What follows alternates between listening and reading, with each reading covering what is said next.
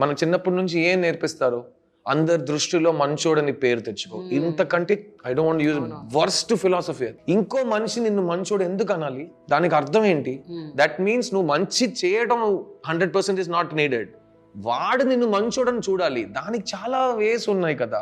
వాడికి డబ్బులు ఇస్తే వాడు చెప్పేస్తాడు. తర్వాత డబ్బులు ఇచ్చి వాడితో చెప్పించి అది మనం కూడా నమ్మేస్తాం. ఎంత బాగా చెప్తున్నాడు రా నా గురించి, నేనే ఆలోచించలేదు కదా. నువ్వు ఇచ్చిన డబ్బు కోసం వాడు చెప్తున్నాడు. అది కూడా మనం మర్చిపోతాం. That is human mind. మీరు ఫ్లైట్ ఎక్కుతారు, ఆ ఫ్లైట్లో ఎక్కిన తర్వాత మీకు ఏం చెప్తారు? సపోజ్ ప్రాబ్లం వస్తే అది ఆక్సిజన్ మాస్క్ పై నుంచి కిందకు వస్తుంది. ఫస్ట్ మీరు వేసుకోండి, తర్వాత మీ పక్కన కూర్చున్న వాడిని సపోర్ట్ చేయండి. అది చిన్నపిల్ల అయినా ఫస్ట్ మీరు వేసుకోండి. ఎందుకంటే మీకు ఆక్సిజన్ లేదంటే మీరు ఉండరు, మీరు వేరే వాళ్ళని హెల్ప్ చేయలేరు. అదే లైఫ్ కూడా. ఫస్ట్ మిమ్మల్ని సంతోషంగా మీరు చూసుకోండి. మీరు సంతోషంగా ఉంటే మీరు వేరే వాళ్ళని సంతోషంగా చూసుకోగలరు.